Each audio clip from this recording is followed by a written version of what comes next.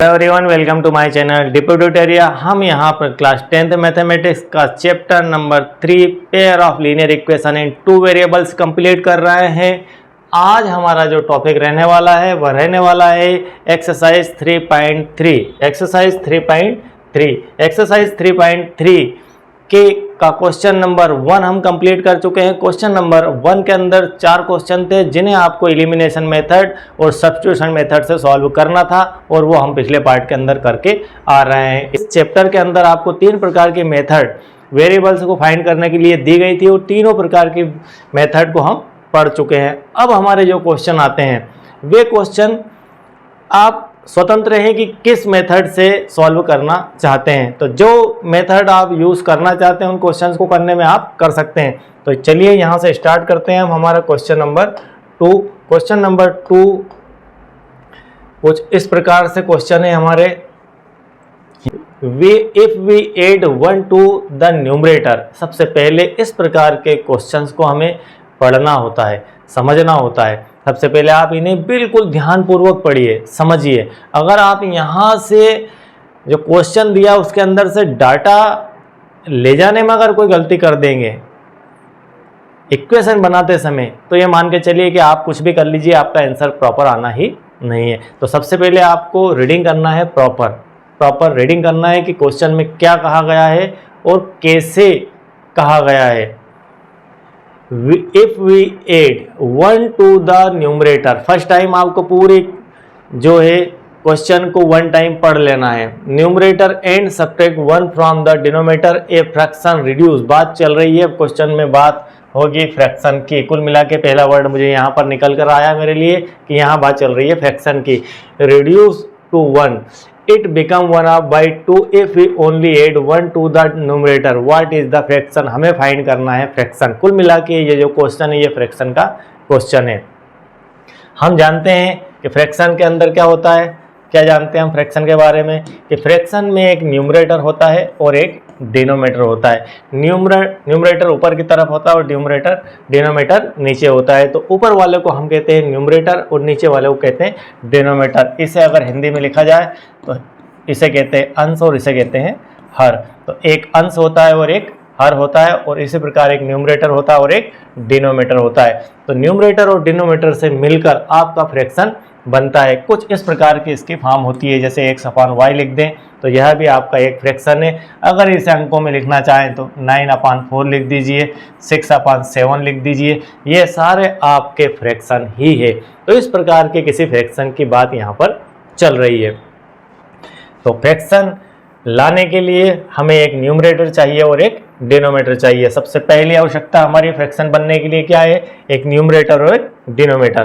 तो हम यहाँ पर लेट कर लेते हैं, यहाँ पर मान लेते हैं कि let the fraction be a/b। Fraction को क्या मान लिया यहाँ पर, a/b। क्या फॉर्म है इसकी, a/b की फॉर्म में मान ली गई कि a इसका न्यूमरेटर है और b इसका डिनोमिनेटर है। Let the fraction to be a/b according to the given information. हमने मान लिया कि a/b है। a/b में आपका जो a है ये a क्या है, ये आपका न्यूमरेटर है और b क्या है, यहाँ पर डिनोमिनेटर है। a क्या है न्यूमरेटर, b क्या है डिनोमिनेटर। तो इस प्रकार न्यूमरेटर और डिनोमिनेटर से मिलकर हमारी फ्रैक्शन a/b बन जाती है according to the given information. हमें क्वेश्चन के अंदर इंफॉर्मेशन क्या दी गई है, अब हम उस पर चलते हैं। हमने सबसे पहले ये निकाल लिया क्वेश्चन के अंदर से कि हमें करना क्या है, हमें करना है एक फ्रैक्शन निकालने का कार्य। तो फ्रैक्शन निकालने के लिए सबसे पहले हम फ्रैक्शन को मान लेते हैं कि हमारी फ्रैक्शन a/b है। अब हम आगे बढ़ते हैं according to the given information. जो क्वेश्चन में इंफॉर्मेशन दी है उसके हिसाब से क्या दिया, इफ वी एड 1, हम लेते हैं यहाँ पर a/b हमारी फ्रैक्शन है। अब मैं इसके अंदर क्वेश्चन के अनुसार चलता हूँ, हमें कुछ नहीं करना है, क्वेश्चन के अनुसार चलना है according to the question. If we add 1 to the numerator, हम न्यूमरेटर में 1 ऐड कर देते हैं, मैंने 1 ऐड कर दिया। And subtract 1 from the denominator, हम डिनोमिनेटर में से 1 घटा देते हैं, सब्सट्रैक्ट कर देते हैं, कर दिया। अब फ्रैक्शन रिड्यूस टू 1, आपकी जो फ्रैक्शन है वह 1 हो जाती है। क्या हो जाती है? 1 हो जाती है। इस प्रकार से 1 हो जाती है। इसका अर्थ है कि इक्वल टू 1 हमें लिखना है, रिड्यूस 1, मतलब फाइनली वह 1 बन जाती है। मतलब कोई a/b आपका कोई नंबर है, उस नंबर में आप 1 जोड़ेंगे और नीचे आप 1 घटाएंगे, तब वह आपका 1 हो जाएगा। जैसे मान लीजिए यहाँ पर लिखा हुआ है 1/2। 1/2 में अगर मैं 1 जोड़ता हूँ, यहाँ 1/2 लिखा हुआ है, 1/2 में मैं 1/2 में 1 जोड़ता हूँ और 1 माइनस करता हूँ, तो यहाँ पर जैसे 2 ये मान लीजिए ये 3 है, ये 3 है तो ज़्यादा बेहतर आएगा, तो 3 यहाँ पर 2, यह हो जाएगा 1। इस प्रकार से वो बोल रहा है कि कोई आपके फ्रैक्शन है, उस फ्रैक्शन में आप ऊपर 1 जोड़ देते हैं और नीचे 1 घटा देते हैं, तो आपकी जो फाइनली फ्रैक्शन हो जाती है 1। तो इस प्रकार से वह कह रहा है कि आपको इस प्रकार से फाइनली फ्रैक्शन सॉल्व करने पर 1 हो जाएगी। तो चलिए, ये तो हमारा हुआ बेसिक। अब आगे बढ़ते हैं। अब इसे हम सॉल्व कर लेते हैं। यहाँ से आपको 50% क्वेश्चन से, क्वेश्चन 2 पार्ट में आपको मिलेगा। इस प्रकार के क्वेश्चन आपको क्वाड्रिक इक्वेशन के अंदर में मिलेंगे। आपको यही इसी टाइप के क्वेश्चन लीनियर इक्वेशन के अंदर भी मिलेंगे। लीनियर इक्वेशन का अर्थ है कि यहाँ पर हमें 2 वेरिएबल का यूज़ करना, और क्वाड्रिक इक्वेशन के अंदर हमें 1 वेरिएबल का यूज़ करना होगा जब आप क्वाड्रिक पढ़ेंगे। अब उन दोनों को बहुत मोटे अंतर से देखना होगा आपको कि कहाँ क्वाड्रिक है और कहाँ पर लीनियर। देखने में सवाल क्वेश्चन आपको एक जैसे ही दिखेंगे, लेकिन उनके अंदर कुछ फर्क होगा। जब हम क्वाड्रिक पढ़ेंगे तब वो फर्क आपको महसूस होगा और हम वहाँ पर आपको बताएंगे, तब बात समझ में भी आएगी। अभी स्टार्टिंग है, अब आप सिर्फ एक चीज़ पर ध्यान लगाइए। जब दोनों का कंपैरिजन का समय आएगा तब आपको वो चीज़ हम बताएंगे। तो यहाँ पर आगे बढ़ते हैं। ये आपका 50% पार्ट था। 50% में आप इतना सीख गए कि यहाँ से आपकी इक्वेशन फर्स्ट तैयार हो जाएगी। इसे थोड़ा सा सॉल्व कर लेते हैं, फिर हम इक्वेशन सेकंड बनाएंगे। हम इसको 1/1 मान लेते हैं और इसको इधर मल्टीप्लाई कर लेते हैं। तो 1 का मल्टीप्लाई इससे किया तो a+1 इक्वल टू b-1, और इसे हमारी स्टैंडर्ड फॉर्म क्या होती है? स्टैंडर्ड फॉर्म होती है ax + by equal to c, linear equation की, उसमें कन्वर्ट कर लेते हैं। तो यहाँ a - b इक्वल टू -1 और 1 उधर गया तो -1, तो a - b इक्वल टू -2 आपकी इक्वेशन नंबर फर्स्ट आ चुकी है। इस प्रकार आपकी इक्वेशन नंबर फर्स्ट प्राप्त हो जाएगी। आप समझ गए होंगे कि कैसे इसका सॉल्यूशन करना है। तो यहाँ पर शॉर्ट फॉर्म में थोड़ा सा लिख दिया है, आप इसको थोड़ा डिटेल में ऐसा समझ सकते हैं। ठीक है, अब हम 50% क्वेश्चन को कंप्लीट कर चुके हैं। अब हम 50% से आगे बढ़ते हैं। अब हम लेते हैं सेकंड। इट बिकम 1/2, यह 1/2 भी हो जाती है। जैसे यह 1 हुई थी वैसे की वैसे ही यह 1/2 भी हो जाती है। कब होती है? If we only add 1 to denominator. अगर आप डिनोमीटर में, आप न्यूमरेटर में कोई बदलाव नहीं करेंगे, आप डिनोमीटर के अंदर ऐड करेंगे 1 को। यदि आप 1 ऐड करते हैं डिनोमीटर में तो आपकी फ्रैक्शन 1/2 हो जाती। तो हम फिर से चलते हैं नेक्स्ट हाफ पार्ट लेके। तो यहाँ से चलते हैं, 1/2 हो जाती। कब हो जाती? हमारा जो स्टैंडर्ड था वो क्या था? a/b fraction. तो a/b लेता हूँ मैं, और b में मैंने सिर्फ 1 प्लस किया है। We only add 1 to denominator. Denominator में हमने 1 प्लस किया और इसे लिख दिया 1/2। अब इसे हम सॉल्व कर लेते हैं। जब इसे आप सॉल्व करेंगे तो 2a इक्वल टू b + 1 आ जाएगा, और आप इसको और लिखेंगे तो 2a - b इक्वल टू 1 आ जाएगा। 2a - b equal to 1। इस प्रकार आपकी इक्वेशन नंबर 2 तैयार हो जाती है। अब हमारी दोनों इक्वेशन रेडी हो चुकी है सॉल्यूशन के लिए। अब चाहे तो आप एलिमिनेशन मेथड लगाइए, आप चाहिए तो सब्ट्रैक्शन मेथड लगाइए, सब्स्टिट्यूशन, आप चाहे तो ग्राफ मेथड लगाइए, आपकी जो इच्छा हो वो मेथड लगाइए। हमें जो सूटेबल लगती है हम लगाएंगे, आपको जो सूटेबल लगती है आप लगाइए। मुझे सूटेबल सबसे ज़्यादा एलिमिनेशन मेथड लगती है, मैं उसको ज़्यादा यूज़ करता हूँ, तो उससे मैं इसे सॉल्व कर देता हूँ। तो इस प्रकार से हमारी 2 इक्वेशन आ चुकी है। अब दोनों इक्वेशन को लिखकर हम यहाँ पर सॉल्व कर देते हैं। किस प्रकार से सॉल्व करना है? सॉल्व करने के वही तरीके रहने वाले हैं। पहले इक्वेशन थी हमारी a - b इक्वल टू -2, और सेकंड है 2a - b इक्वल टू 1। यह हमारी फर्स्ट इक्वेशन है और यह हमारी सेकंड इक्वेशन है। इक्वेशन फर्स्ट और सेकंड के अंदर किसी एक को हमें डिलीट करना है। किसी एक, या तो a को डिलीट कर लें दोनों से, या फिर b को डिलीट कर लेते हैं। तो हमें देख रहे हैं कि यहाँ भी -b और यहाँ भी -b है, दोनों में -b है। इसका अर्थ b आसानी से डिलीट हो जाएगा, किसी भी नंबर का दो इक्वेशन में मल्टीप्लाई भी नहीं करना पड़ेगा। तो हम यहाँ पर लिख देंगे इक्वेशन 1 माइनस 2, एक में से दो को घटाने पर, जब एक में से दो को घटाने पर लिखेंगे तो इस प्रकार से इसे लिखा जाएगा a minus b equal to -2 और 2a minus b equal to 1। और आपके यहाँ पर चिन्ह बदल जाएंगे, सारे साइन बदल जाएंगे। तो इसके 2 के साइन बदल जाएंगे, जिसे हम घटा रहे हैं, हम घटा किसे रहे हैं, 2 को माइनस कर रहे हैं, इसलिए 2 के आगे मैंने लगाया -2 के आगे लगाया है -1 -2, मतलब 2 में माइनस लगा है तो 2 के सारे चिन्ह बदल देंगे।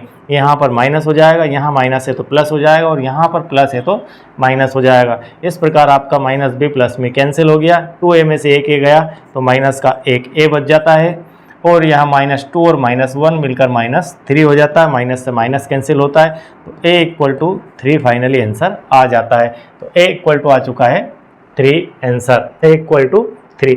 a इक्वल टू 3 को हम इक्वेशन फर्स्ट में पुट कर देते हैं। इक्वेशन फर्स्ट में जब इसे हम पुट करेंगे, ये आप नोट डाउन कर सकते हैं, इसे समझ गए होंगे। इक्वेशन फर्स्ट में यूज़ करते हैं, जब इक्वेशन फर्स्ट में यहाँ पर उसे पुट करेंगे तो हमें b की वैल्यू प्राप्त हो जाएगी।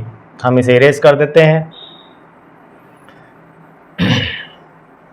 सब कुछ यहाँ पर लिखा हुआ है, सिर्फ मैं आपको गहराई से समझा रहा हूँ। a इक्वल टू 3 क्या आया हमारा, a इक्वल टू 3 कहाँ पुट करना है, put in equation first. Equation first के अंदर पुट करते हैं। इक्वेशन फर्स्ट है हमारी a minus b equal to -2, एक की जगह 3 तो 3 माइनस बी इक्वल टू -2, तो माइनस बी इक्वल टू -2 -3, उस तरफ गया 3 तो माइनस हो चुका है, तो माइनस बी इक्वल टू -5, तो यहाँ से माइनस कैंसिल, तो b इक्वल टू आ चुका है 5, तो b इक्वल टू आ चुका है 5 और a इक्वल टू आ चुका था 3। इस प्रकार से हमारी दोनों वैल्यू आ चुकी है। जब दोनों वैल्यू आ चुकी है, इसका अर्थ है कि अब हमें फ्रैक्शन तैयार करना है। अभी हम a और b तक पहुंचे, हम फ्रैक्शन तक जाना है, हमें जाना है फ्रैक्शन तक। तो फ्रैक्शन हमारी क्या है, फ्रैक्शन है हमारी a अपॉन b, ये अपनी फ्रैक्शन थी, ये हमारी फाइनली फ्रैक्शन। फ्रैक्शन क्या है, a upon b, a upon b का अर्थ है a की वैल्यू 3 और b की अपॉन 5, तो 3 अपॉन 5, ये हमारा फाइनली आंसर हो जाता है। फ्रैक्शन a अपॉन b है, मतलब 3 अपॉन 5। अब 3 अपॉन 5 को हम क्वेश्चन के हिसाब से बनाकर देखते हैं कि क्या क्वेश्चन के हिसाब से अगर इसे देखा जाए 3 अपॉन 5 को, तो यह क्वेश्चन को सपोर्ट करती है या नहीं करती है। हम यहाँ पर लिखा हुआ था स्टार्टिंग में add to the numerator, numerator में हम एक ऐड करते हैं, कर लीजिए 3 से 1 किया 4, और 5 से 1 घटाइए तो यहाँ पर भी 4 और 4 का डिवाइड करेंगे तो 1, कुल मिलाकर हाफ पार्ट जो है इसका ठीक है। सेकंड में कह रहा है कि यदि मैं इसमें सिर्फ इसमें नीचे वाले में एक ऐड करता हूँ डिनोमीटर में, तो डिनोमीटर में ऐड 1 करेंगे सेकंड इक्वेशन सेकंड पार्ट के लिए क्वेश्चन के, तो 5 और 1 हो जाएगा 6 और 3 अपॉन 6 हो जाएगा आपका 1/2। तो इस प्रकार से दोनों को यह संतुष्ट करता है। तो चलिए मैं थोड़ा सा इसको राइटिंग में भी आपको दिखा देता हूँ कि किस प्रकार से यह संतुष्ट होता है। हम दोनों इक्वेशन के लिए इसे देख लेते हैं कि मान लीजिए हाफ पार्ट आपके क्वेश्चन के अनुसार, हमने सबसे पहले यहाँ से लेके यहाँ तक के पार्ट की बात चल रही है। यहाँ से यहाँ तक में यह कहा है कि 3 अपॉन 5 में ऊपर आप एक प्लस करेंगे और नीचे एक माइनस करेंगे, तो यहाँ 3 और 1 4 और यहाँ 4 और यह आ चुका है 1, तो यह आ चुका है आपका 1। और सेकंड में आपको फर्स्ट और सेकंड में कहा कि 3 अपॉन 5 में आप नीचे के 5 में 1 प्लस करेंगे, तो यहाँ 3 अपॉन 6 यह हो जाएगा 1/2, तो यह हो चुका है आपका 1/2। तो इस प्रकार से आप अपने आंसर का मिलान भी कर सकते हैं। तो यह हमारा क्वेश्चन नंबर 2 का क्वेश्चन नंबर 1 कंप्लीट होता है। एक्सरसाइज हमारी 3.3 चल रही है। इसके बाद हम नेक्स्ट क्वेश्चन नंबर 2 देखते हैं। क्वेश्चन नंबर 2 है यहाँ पर 5 ईयर एगो। सबसे पहले क्वेश्चन को आपको प्रॉपर रीड करना है। तो 5 year ago Noori was twice us old us Sonu. 10 year later 10 साल बाद नूरी विल बी ट्वाइस दुगनी हो जाती है अस ओल्ड सोनू, सोनू की आयु से। How old are Noori and Sonu, Sonu और नूरी की आयु हमें प्रेजेंट एज फाइंड करना है। तो हम सबसे पहले मान लेते हैं कि टुडे, आज की डेट में, हम सबसे पहले देखते हैं इस क्वेश्चन के अंदर कहा क्या गया है। टुडे की कंडीशन देख रहा हूँ मैं। टुडे हमारी जो नूरी है वह x ईयर की है और हम इसे x मान लेते हैं, और सोनू जो है आपका है यहाँ पर y ईयर का। ठीक है, आप सबसे पहले इसे समझिए, क्वेश्चन को समझिए कि ऐसा करना क्या है। नूरी की प्रेजेंट एज है x ईयर और सोनू की प्रेजेंट एज है y year. Let us present age of Noori x और present age of Sonu y। अब हम क्वेश्चन के अकॉर्डिंग चलते हैं। According to the given condition, condition क्या दी है क्वेश्चन के अंदर उस पर देखते हैं। अब हम इसके दो पार्ट कर लेते हैं, एक बिफोर और एक आफ्टर। तो यहाँ पर 5 ईयर है वो, सबसे पहले आप समझिए यहाँ पर 5 ईयर एगो अगर चलते हैं, और सेकंड कंडीशन है यहाँ पर 10 ईयर लेटर। ठीक है, दो कंडीशन में इस क्वेश्चन को हमें चलाना है। अब आप यहाँ से स्टार्ट करिए इसे, अब आप यहाँ से स्टार्ट करिए इसे कि मान लो किसी की एज आज की डेट में x और y ईयर है। दो व्यक्ति हैं जिनकी एज, एक की x है और एक की y ईयर है। अब 5 साल बाद क्या होगा, 5 साल पहले उन दोनों की एज क्या रही होगी। उन दोनों की एज 5 साल पहले, उन दोनों की एज 5 साल पहले क्या रही होगी। उन दोनों की एज में आपकी जो नूरी है उसकी एज हो जाएगी x माइनस 5। आज की डेट से 5 साल पहले वो 5 साल छोटी हो जाएगी। आज यदि x साल की है तो 5 साल पहले वो 5 उसमें से कम हो जाएंगे। यदि वो आज 16 साल के हैं तो 5 साल पहले वो 11 ईयर के बचेंगे रहे होंगे। तो इस प्रकार से उसकी एज में 5 साल कमी होगी। तो क्या सोनू भी 5 साल छोटा होगा 5 साल पहले? यस, ये वो भी 5 साल छोटा होगा। तो सोनू यहाँ पर y माइनस 5 ईयर का रहा होगा। अब 10 ईयर की कंडीशन में देखें तो 10 ईयर में मतलब आज अगर कोई व्यक्ति x ईयर का है तो आज से 10 साल बाद कितने वर्ष हो। यदि मान लीजिए आज आप 15 साल के हैं तो आज से 10 साल बाद आप कितने वर्ष के हो जाएंगे, आप 25 साल के हो जाएंगे। स्वाभाविक सी बात है। और पहले 5 साल पहले आप 10 साल के थे। तो आपके कंडीशन अगर मैं लगाता हूँ आफ्टर 10 ईयर की, तो 10 ईयर में आप 10 प्लस हो जाएंगे। मतलब इस समय यहाँ पर जो नूरी है वह हो जाएगी x प्लस 10 की, और आपका जो सोनू है वह हो जाएगा y प्लस 10 का। ठीक है, दो कंडीशन हमने बना ली यहाँ पर, 10 ईयर लेटर और 5 ईयर एगो। अब आगे चलते हैं इसके हिसाब से। 5 ईयर एगो नूरी वाइज ट्वाइस थ्राइस, 3 गुनी एज किसकी है, नूरी की। किससे, सोनू से। मतलब सोनू की, यहाँ पर बहुत कंफ्यूजन होता है, सोनू बड़ा है या नूरी बड़ी है। पहले आपको ये डिसाइड करना होगा। सबसे पहले आपको क्वेश्चन में ये डिसाइड करना होगा कि दोनों में बड़ा कौन है, नूरी बड़ा है, नूरी बड़ी है या सोनू बड़ी है।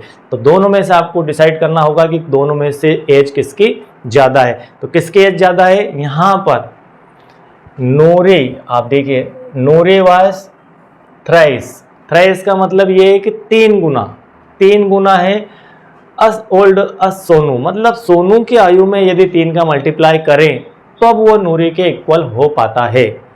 नूरी के इक्वल कब हो पाता है, मान लीजिए कोई व्यक्ति 15 साल का है और कोई व्यक्ति 45 साल का है। ये दोनों इक्वल कब हो पाएंगे, जब हम इसमें 3 का मल्टीप्लाई करेंगे, तब यह दोनों एक दूसरे के इक्वल हो पाएंगे। तो इस प्रकार से यहाँ पर कहा जा रहा है कि किसकी एज में हम 3 का मल्टीप्लाई करें। किसकी एज थ्राइस है, तो यहाँ पर सोनू की एज थ्राइस है, सोनू की एज थ्राइस है। सोनू की एज में 3 का यदि मल्टीप्लाई करेंगे तो वह नूरी के इक्वल हो पाएगा। तो यहाँ पर उसी कंडीशन का यूज़ करते हुए हम इक्वेशन नंबर 1 को बनाएंगे। मतलब x minus 5 equal to 3y minus 5। समझ गए होंगे आप कि इसमें हम 3 का मल्टीप्लाई करेंगे तब जाके दोनों इक्वल होंगे। तो यहाँ पर आप x minus 5 equal to 3y minus 15, और आप स्टैंडर्ड फॉर्म जो हमें दी होती है, क्या है हमारी स्टैंडर्ड फॉर्म, ये हमारी ax plus by equal to c की फॉर्म होती है। इस फॉर्म में इसे बना लेते हैं। तो x minus 3y equal to minus 15 और प्लस 5, तो x minus 3y equal to minus 10। यह आपकी इक्वेशन नंबर फर्स्ट आ जाती है। तो इस प्रकार हमारी इक्वेशन नंबर फर्स्ट बन जाती है, x minus 3y equal to minus 10। अब आप आफ्टर 10 ईयर की कंडीशन लगाते हैं। आफ्टर 10 ईयर के बाद क्या होता है, तब होता है कि नूरी विल बी ट्वाइस मतलब दुगना होता है उसका, ट्वाइस दुगना होता है। तो दुगना हो जाता है, इसकी आयु में यदि 2 का गुणा कर देंगे तो इसकी आयु के बराबर हो जाएगी।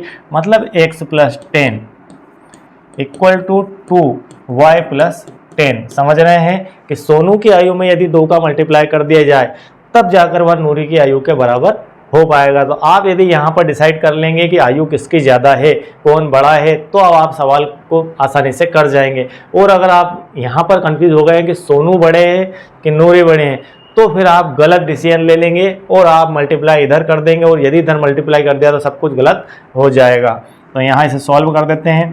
तो x + 10 इक्वल टू 2y, और 10 दूना यहाँ पर 20 होता है, और x - 2y इक्वल टू 20 - 10 होता है, और x - 2y इक्वल टू 20 में से 10 माइनस हुआ तो माइनस बचता है। इस प्रकार आपकी यह इक्वेशन नंबर सेकंड आ जाती है, x - 2y इक्वल टू 10। तो यहाँ इक्वेशन फर्स्ट और इक्वेशन 2 बन चुकी है।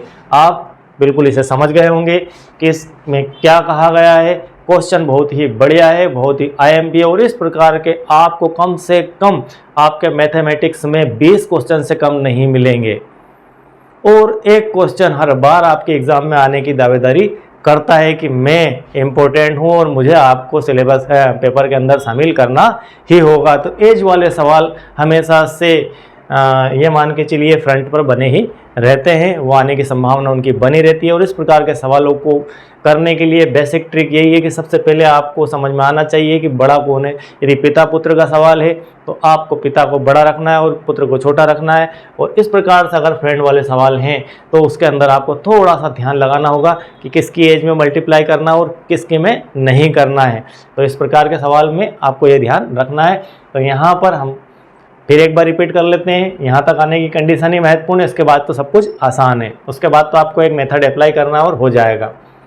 टुडे x, नूरी की x और सोनू की y। यहाँ पर 2 कंडीशन बनती है प्रेजेंट के बाद में। हम प्रेजेंट एज निकाल चुके हैं कि प्रेजेंट एज हमने मान ली कि x और y है। x और y मानने के बाद यहाँ पर 2 कंडीशन बनती है, एक 5 साल पहले और एक 10 साल बाद। तो 5 साल पहले में हम दोनों में से 5-5 माइनस कर देते हैं। दोनों की एज में से हमने 5-5 माइनस कर दिए। 10 साल बाद में दोनों की एज में 5-5 साल जोड़ देते हैं। सीधी सी बात है कि कोई व्यक्ति आज अगर x ईयर का है तो 5 साल पहले वो 5 साल छोटा होगा, उसमें से 5 साल घट जाएगी, और 10 साल बाद मतलब उसमें 10 जुड़ जाएगा। तो इन दोनों में जुड़ेगा, ऐसा नहीं कि एक में जुड़ जाएगा, दोनों में ऐड होगा।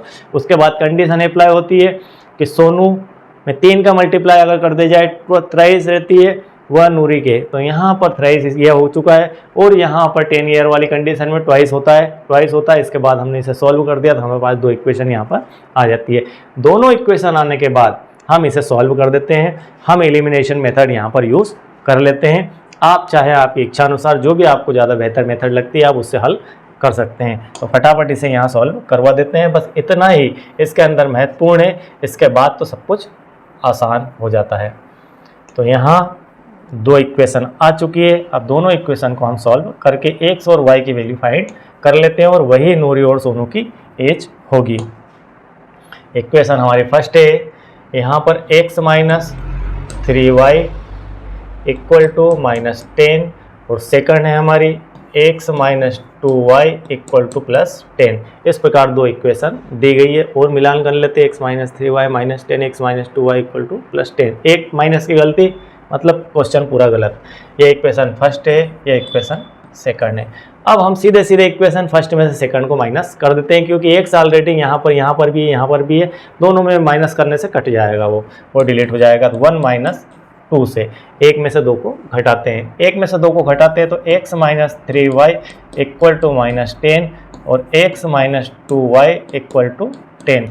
हमने यहाँ निर्देश दिया है, क्या निर्देश दिया है कि 1 में से 2 को माइनस करना है, मतलब 2 नंबर जो है इक्वेशन, इस 2 नंबर इक्वेशन का चिन्ह चेंज करना है। जहाँ प्लस है वहाँ माइनस, और जहाँ माइनस है वहाँ प्लस। तो यहाँ प्लस है, माइनस, यहाँ माइनस है प्लस, और यहाँ प्लस है तो माइनस कर दिया। अब हम इन चिन्हों का यूज़ करके इन दोनों को कैंसिल कर देते हैं। 3y माइनस का है, 2y प्लस का है, तो एक माइनस का y यहाँ पर बच जाता है, और यहाँ पर -10 -20 हो जाता है, और माइनस से माइनस कैंसिल, और y बराबर आ जाता है आपका 20। अब y बराबर 20 को आप यूज़ कर सकते हैं कहाँ पर, y इक्वल टू 20 कहीं पर भी इक्वेशन फर्स्ट या सेकंड में। मैं इसके अंदर इसे रख लेता हूँ, सेकंड में रख लेते हैं, जो आपकी इच्छा वहाँ रख लीजिए, आंसर एक ही आना है। हम रख लेते हैं इक्वेशन फर्स्ट में ही रख लेते हैं। तो x minus 3y equal to -10, तो x माइनस 3y की वैल्यू है 20 इक्वल टू -10, तो x माइनस 60 इक्वल टू -10, तो x इक्वल टू -10 प्लस 60, तो x बराबर आ चुका है 50। ये x की वैल्यू आ चुकी है 50। इस प्रकार हमें दो वैल्यू फाइंड हो चुकी है, एक 20 और एक 50। कुल मिला के जो आपकी नूरी है उसकी एज आ चुकी है, कितनी है? नूरी की एज आ चुकी है 50 और सोनू की एज आ चुकी है यहाँ पर 20। ठीक है, यह नूरी और सोनू की एज आ चुकी है। अब आप क्वेश्चन के हिसाब से देखिए, क्या इसमें दोनों में 5-5 साल कम कर दें? 5-5 साल कम करने पर पहली कंडीशन यहाँ बनती है 5 ईयर हमने छोटा कर दिया दोनों को, तो यह होता है नूरी आपकी हो जाती है 45 और सोनू आपका हो जाता है 15। क्या ये इससे 3 गुना है? तो हम कह सकते हैं ये इससे 3 गुना है, 3 का मल्टीप्लाई करने पर दोनों इक्वल होंगे। दूसरी कंडीशन अप्लाई करते हैं कि 50 में से हम +10 कर देते हैं, तो यहाँ नूरी हो जाता है 60 के और सोनू हो जाते हैं यहाँ पर 30 के, तो यह इसका डबल है और यह इसका थ्राइस है और यहाँ पर ट्वाइस है। तो इस प्रकार हम सेटिस्फाई भी कर पा रहे हैं हमारे क्वेश्चन की डेफिनेशन को। तो इस प्रकार यहाँ पर यह सॉल्व होता है। तो क्वेश्चन बहुत ही IMP है और बहुत ही बढ़िया है और डिपो ट्यूटोरियल के साथ इस प्रकार से आप जुड़े रहिए, आपको एक से एक क्वेश्चन यहाँ पर सीखने को मिलेंगे। और मैं आपको सेशन के लास्ट तक जाते जाते पेपर ही बता देंगे कि पेपर में आना क्या है। तो हम यहाँ पर सारे बोर्ड का एनालिसिस भी करते हैं। चैनल नया है, ऑफलाइन काफ़ी कुछ नॉलेज है, आप ऑनलाइन पहली बार देख रहे हैं, सुन रहे हैं, तो लाइक और सब्सक्राइब करके रखिएगा, आपको ज़रूर इस चैनल से फ़ायदा मिलने वाला है। तो यहाँ पर यह क्वेश्चन नंबर 2 आपका कंप्लीट होता है। Of the digit of a 2 digit number. सबसे पहले यहाँ पर हम समझ लेते हैं कि 2 डिजिट नंबर होते क्या हैं। क्वेश्चन की बेसिक समझ ये है कि 2 डिजिट नंबर के बारे में यहाँ पर क्वेश्चन है और आपके मैथमेटिक्स में इस प्रकार के 2 डिजिट वाले क्वेश्चन हर चैप्टर के अंदर कहीं ना कहीं आपको मिल जाएंगे। 3 से 4 चैप्टर के अंदर ये क्वेश्चन दिए हुए हैं और हर जगह इन्हें करने का तरीका अलग अलग है। सबसे पहले हमें डिजिट की समझ होना चाहिए। इस प्रकार के सेम क्वेश्चन आपको क्वाड्रेटिक इक्वेशन के अंदर भी मिलेंगे और वहाँ पर आपको 2 वेरिएबल लेने की फैसिलिटी नहीं होगी, आपको वहाँ पर एक वेरिएबल से ही काम चलाना होगा। तो इसके लिए आपको इसकी बेसिक समझ होना जरूरी है। बेसिक समझ ये है कि मान लीजिए कि 63 के अंदर यह आपका 2 डिजिट का है, 1 डिजिट 6 है और 1 डिजिट आपकी 3 है। यह होती है आपके ओन्स और यह होती है आपकी टेंस। एक इस तरफ के डिजिट ओन्स कहलाती है और उसके बाद वाले डिजिट हमारी टेंस कहलाती है। तो ये हमारी ओन्स है और ये टेंस है। तो इस प्रकार 2 डिजिट होती है, हम जानते हैं बेहतर तरीके से, आप क्लास 1 से ही पढ़ते हुए आ रहे हैं ओन्स और टेंस को। तो 2 डिजिट का नंबर मैंने यहाँ पर 63 मान लीजिए लिखा हुआ है, तो इसे हम 2 डिजिट नंबर कहेंगे। इस प्रकार के किसी नंबर की यहाँ पर बात हो रही है। अब इस प्रकार के नंबर को बनाने की प्रोसीजर क्या होती है, 63 नंबर बना कैसे है, थोड़ा सा ये भी समझिए आप। 63 को और क्या लिख सकते हैं, 63 को लिख सकते हैं 10 × 6 + 3। इस प्रकार से भी इसे लिखा जा सकता है, 10 × 6 + 3 ऐसा भी इसे लिखा जा सकता है, मतलब 60 + 3 ऐसा भी हम इसे लिख सकते हैं। तो 63 को लिखने के कई तरीके हैं। ओन्स और टेंस। टेंस क्यों कहा जाता है, टेंस क्यों कहा जाता है? टेंस का अर्थ है कि यहाँ पर 10 का मल्टीप्लाई जिस डिजिट में हो वह हमारा टेंस कहलाता है। और 100 का अर्थ भी यही होता है कि जिस डिजिट के अंदर 100 का मल्टीप्लाई हो वह 100 डिजिट कहलाती है। तो यहाँ पर बात सिर्फ 10 की चल रही है। तो टेंस यह आपका ओन्स है और यह आपका टेंस है। तो टेंस का अर्थ है कि 10 का मल्टीप्लाई होने वाली डिजिट। 10 का मल्टीप्लाई होगा तभी तो, इस 6 में यदि 10 का मल्टीप्लाई होगा तो यह हो जाएगा 60 और 60 + 3 मतलब 63 कहलाता है। यह नंबर इस प्रकार ऐड होकर 63 बनता है। और इसे अगर ब्रेक करके लिखें तो 10 की फॉर्म में, तो यह हमारा एक फार्मूले के फॉर्म में हो जाता है। तो आपको यह याद रखना, इससे रिलेटेड ही हम क्वेश्चन करने जा रहे हैं।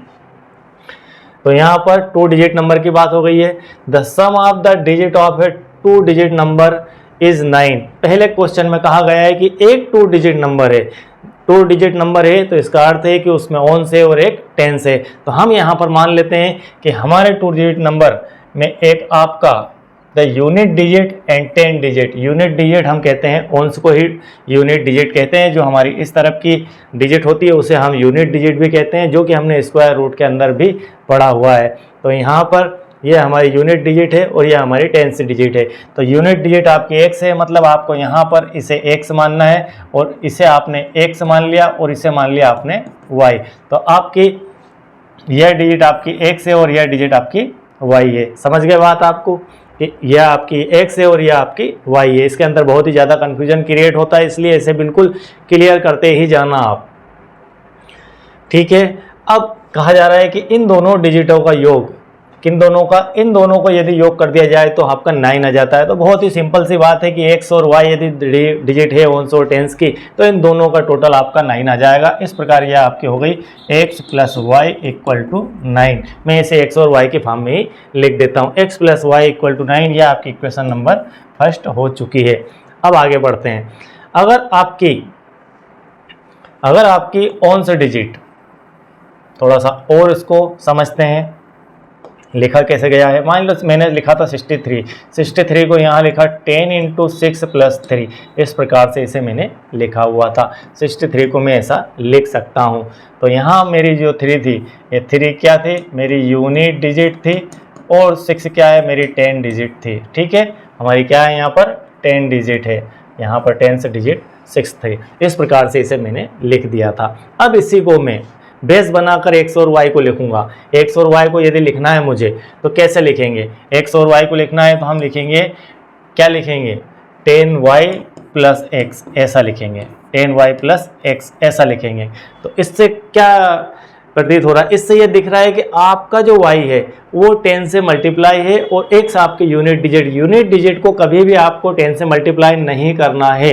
आप इतना ध्यान रखिए, यूनिट डिजिट आपने मानी है यहाँ पर x और 10 डिजिट क्या मानी है आपने, y मानी है। तो आप कभी भी 10 डिजिट को हमेशा 10 से मल्टीप्लाई करेंगे और यूनिट डिजिट को आपको 1 से मल्टीप्लाई करना है। हमेशा ओंस बोला गया है, उसे यूनिट बोला गया, यूनिट का अर्थ होता है 1। आप उसे 1 से मल्टीप्लाई करेंगे और 10 डिजिट को आप 10 से मल्टीप्लाई करेंगे। तो यहाँ पर 6 जो है हमारी 10 डिजिट थी, तो इसे 10 से मल्टीप्लाई करा हमने और 3 को हमने वैसा ही लिख देते हैं, तब जाके आपका 63 आ जाता है। इसी प्रकार से जो आप यहाँ पर नंबर बनाने वाले हैं उस नंबर की कंडीशन ये है कि उसके अंदर आपके 10 डिजिट y है और यह आपकी x है, तो 10 डिजिट y है। इसका अर्थ उन्होंने ये क्लियर कर दिया है कि आपका जो क्वेश्चन है वो 10 डिजिट वाला,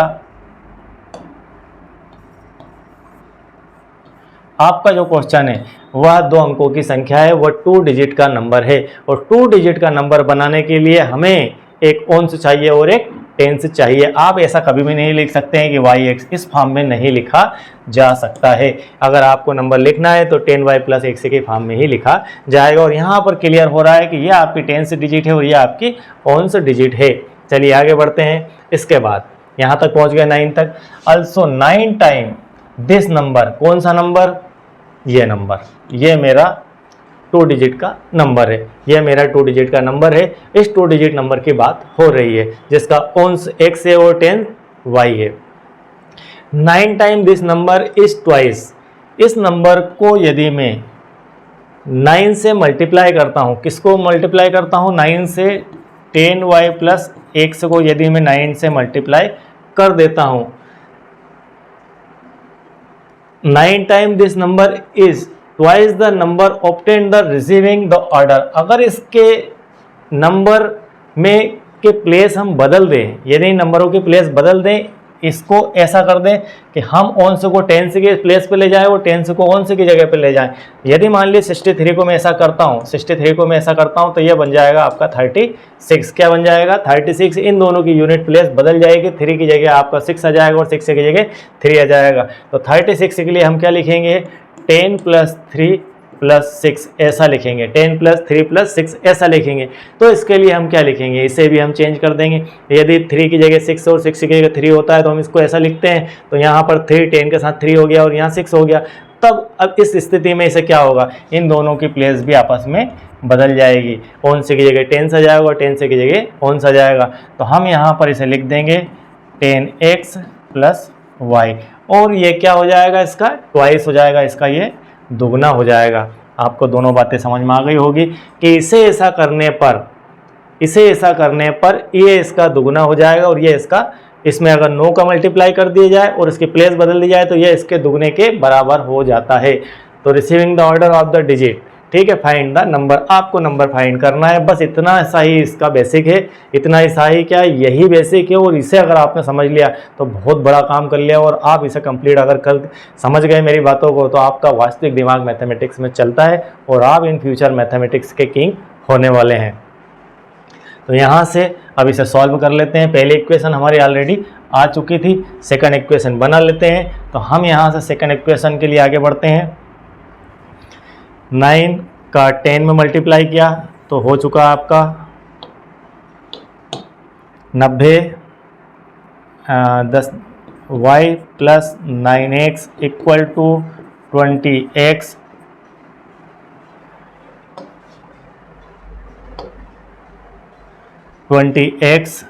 प्लस 2y। इस प्रकार से इसे हम लिख सकते हैं।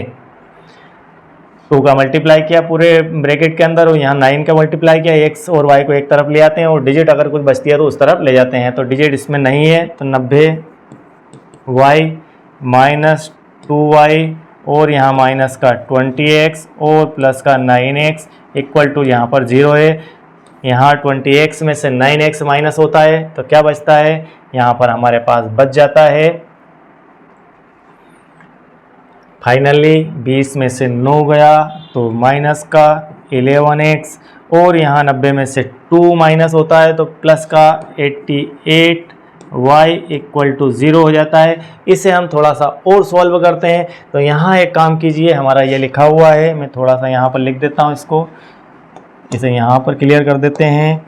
Minus 11x plus 88y equal to 0, minus का मल्टीप्लाई करेंगे तो यहाँ पर 11x प्लस माइनस, इसे माइनस से प्लस करना है तो माइनस 88y इक्वल टू 0। अब 8 का यहाँ पर डिवाइड कर दीजिए पूरी इक्वेशन में, पूरी इक्वेशन को आप यहाँ भी 8 से, यहाँ भी 8 से और यहाँ भी 8 से डिवाइड कर दीजिए तो आपको यहाँ पर फाइनली प्राप्त हो जाएगा, क्या प्राप्त हो जाएगा, यहाँ पर हो जाएगा, सॉरी 8 से क्या 11, 11 से दे दीजिए, आप डिवाइड कर दीजिए, 11 से आप डिवाइड करेंगे तो यहाँ पर आपको x मिल जाएगा और यहाँ पर माइनस 8y मिल जाएगा और यहाँ पर 0 मिल जाएगा, जो कि आपकी इक्वेशन नंबर सेकंड आ चुकी है। आपकी इक्वेशन नंबर सेकंड इस प्रकार से आ जाती है। इन्होंने यहाँ पर ऐसी लिखी हुई है, मैं इसको ऐसा लिख रहा हूँ, माइनस का मल्टीप्लाई कर दिया, माइनस का मल्टीप्लाई करने के बाद थोड़ा सा और सिंप्लीफाई इक्वेशन हो जाती है तो x minus 8y equal to 0 आ चुकी है। तो इस प्रकार से हमने दोनों इक्वेशन को बना लिया है। अब सब कुछ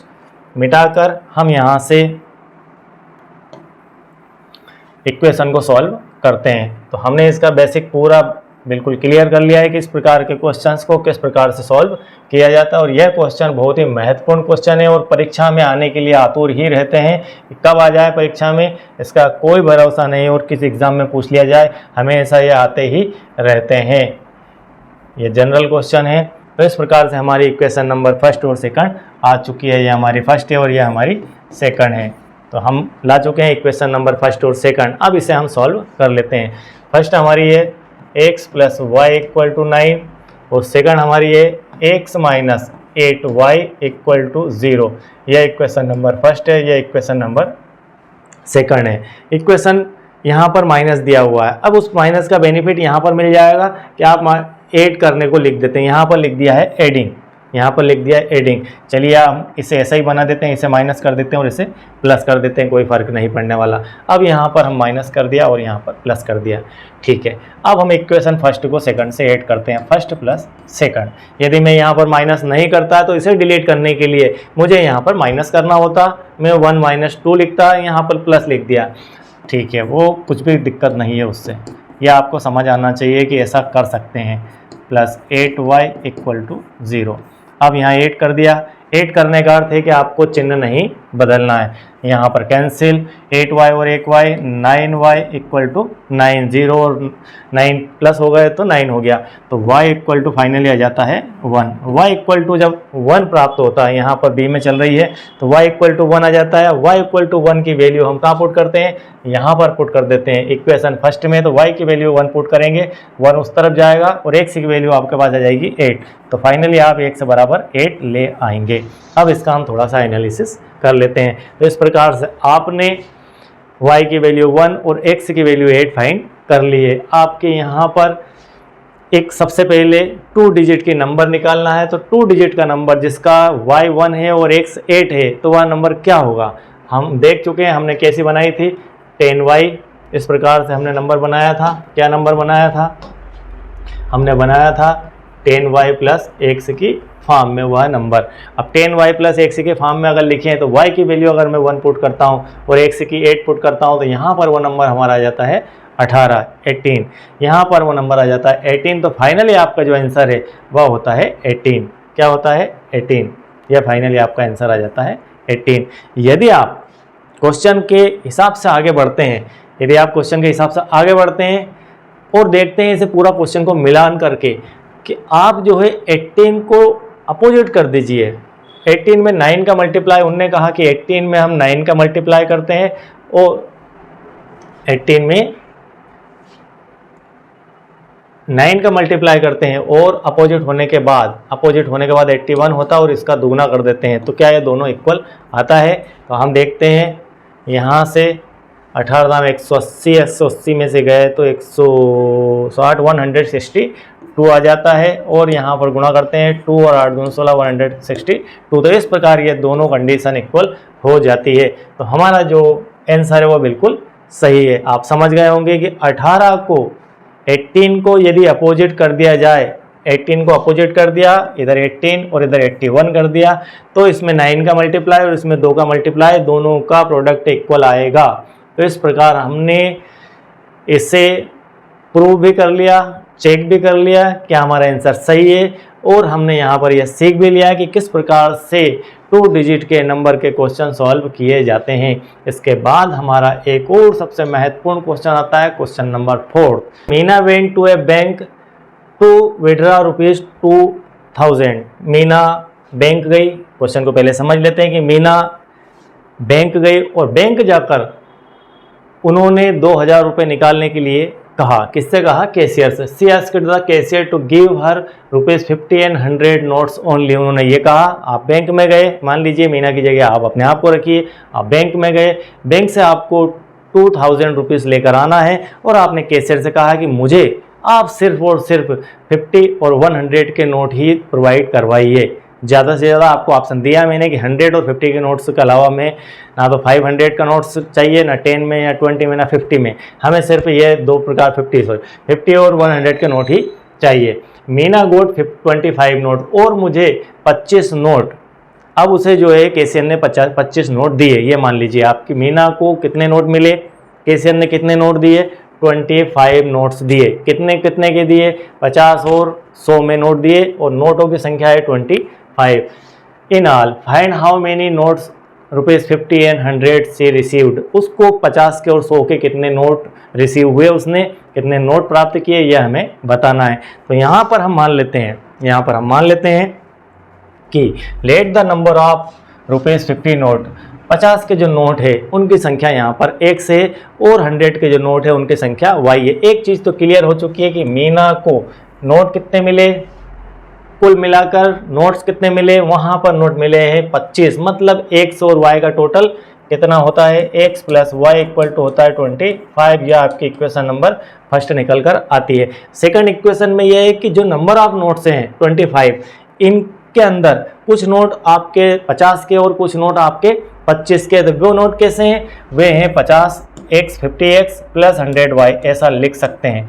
plus 100y equal to 2000। Total कितना पैसा आया उनके पास, 2000 रुपीज़ उन्होंने प्राप्त किए और 2000 रुपये के अंदर कुछ नोट आपके 50 के थे और कुछ नोट अपने 25 के थे, लेकिन उनका टोटल जो था वो कितना था, वो टोटल 25 था। तो यहाँ पर टोटल 25 हो चुका है। और उनकी संख्या के अकॉर्डिंग कुछ नोट 50 के हैं, कुछ नोट 25 के हैं, दोनों में इन दोनों का टोटल x और y का 25 है, लेकिन वो 25 में कुछ नोट 50 के हैं तो 50 से उसका मल्टीप्लाई कर दिया x का, और कुछ नोट 100 के हैं उसमें 100 में y का मल्टीप्लाई कर दिया। तो अगर इसका टोटल करें तो कुल मिला के उन्होंने 2000 रुपये प्राप्त किए थे। इस प्रकार हो गया आपकी इक्वेशन नंबर सेकंड। अब आपकी इक्वेशन नंबर फर्स्ट और सेकंड आ चुकी है। जब आप इसे सॉल्व करेंगे तो आपको फाइनली आंसर प्राप्त हो जाएगा। हम यहाँ पर फटाफट इसे सॉल्व कर देते हैं। हम यहाँ पर मैं इस इक्वेशन के अंदर 50 का मल्टीप्लाई कर देता हूँ, 50 का मल्टीप्लाई कर देता हूँ, और इस इक्वेशन को डिलीटिंग के लिए x को डिलीट करने के लिए बना लेता हूँ। यहाँ 50 से x का मल्टीप्लाई किया, 50x यहाँ पर 50y इक्वल टू 50 का 25, 25 पंजे 125, यह 1250। यह आपकी इक्वेशन नंबर फर्स्ट हो चुकी है। और ये 50x plus 100y equal to 2000, यह आपकी इक्वेशन नंबर सेकंड हो चुकी है। फर्स्ट में से सेकंड को माइनस कर देते हैं। माइनस करने पर यहाँ माइनस और यहाँ माइनस, ये दोनों कैंसिल हो गए। 100y में 50y गए तो माइनस का 50y इक्वल टू 2000 में से 1250 माइनस हुए तो माइनस 750 बचते हैं। माइनस से माइनस कैंसिल तो y बराबर 750 अपान 50, 750 अपान 50, 750 अपान 50। तो यहाँ 0 से 0, 5 से इसे काटा हमने, माइनस किया तो y इक्वल टू आ चुका है 15। तो y की वैल्यू आ चुकी है 15। y की वैल्यू 15 है। इसका अर्थ है कि टोटल नंबर ऑफ नोट्स कितने थे 25। तो यहाँ पर अगर 100 के नोट आपने y किसे माना था 100 रुपीज़ को, तो 100 रुपीज़ अगर 15 नंबर के हैं तो बाकी के नोट आपके 1 से हैं, तो 1 से इक्वल टू कितना हो गया 10, बाकी के नोट आपके 10 है, मतलब 50-50 के 10 नोट है और 100 के 15 नोट हैं। इस प्रकार से यह क्वेश्चन सॉल्व हो जाता है। इसे करके देख लीजिए।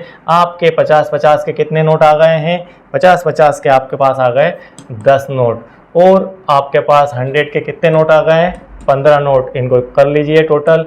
यहाँ पर 50 ये हो गया आपका 500, और यहाँ पर होता है प्लस 1500, ये टोटल होता है आपका 2000। तो इस प्रकार से यह क्वेश्चन कंप्लीट हो जाता है। तो हमने यहाँ पर question number 5 complete, fourth complete कर लिया है। हमने थोड़ा सा ऐसे जल्दी कर दिया है क्योंकि यह प्रोसीजर है। प्रोसीजर आप जानते हैं, क्वेश्चन का आपको बेसिक जो था मैंने क्लियर करवा दिया है।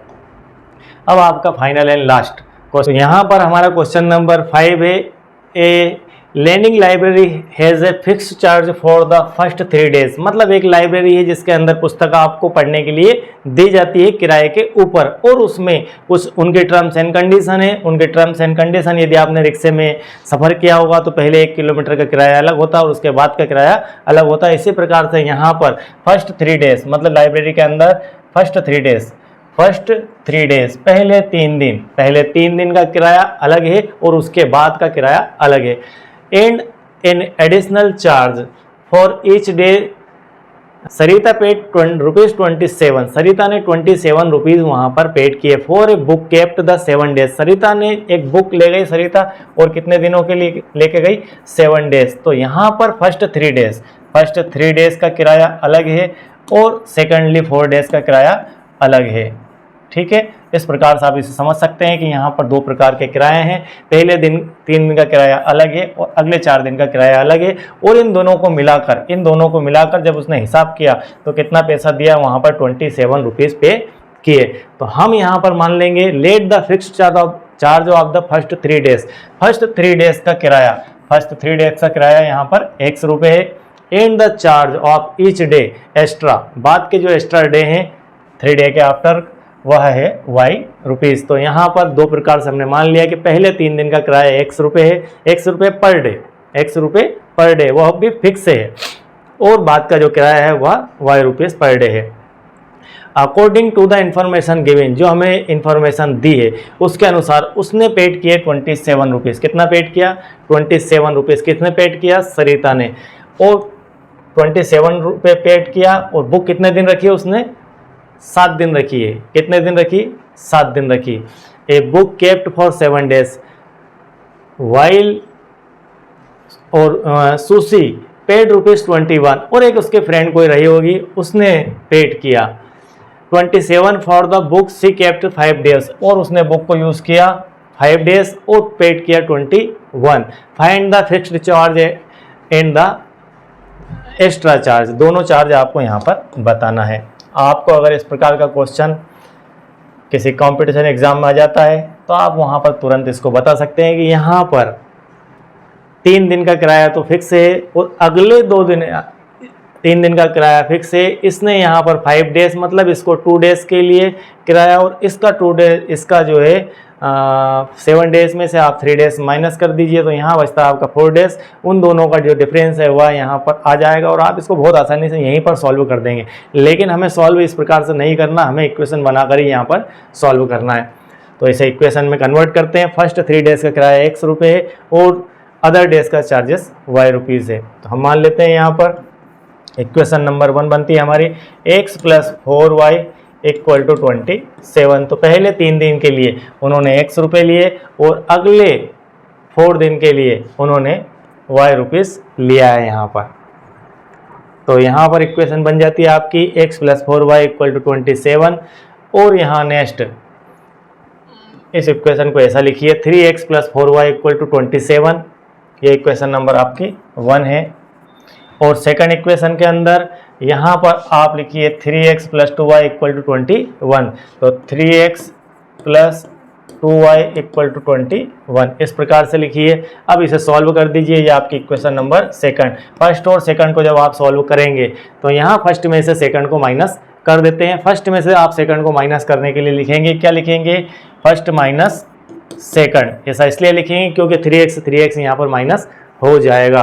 तो यहाँ पर माइनस, यहाँ पर माइनस, यहाँ पर माइनस, तो ये आपका कैंसिल हो गया। 4y में से 2y माइनस हुआ तो 2y बचता है और 27 में से 21 माइनस होता है तो यहाँ पर 6 बच जाता है और y = आ जाता है 6। y की वैल्यू आ जाती है 6। y = आ जाता है y = 6/2 मतलब y = 3। y की वैल्यू आ जाती है 3। y की वैल्यू यहाँ पर 3 आ जाती है। अब हम y की वैल्यू 3 को इक्वेशन फर्स्ट में पुट करते हैं। तो y की वैल्यू 3 हमने इक्वेशन फर्स्ट में पुट की। तो यहाँ पर 3x + 4y = 27। तो यहाँ 3x + 4 × 3 = 27 और इसे हल करते हैं यहाँ पर। तो 3x = 27 और 4 × 12 उस तरफ गया तो यहाँ पर फाइनली हो जाता है 12 में से आपका, तो यहाँ होता है 15 और x = 15/3 और x = आ जाता है 5। तो इस प्रकार से हमारी x की वैल्यू आ जाती है 5। x की वैल्यू 5 आ जाती है।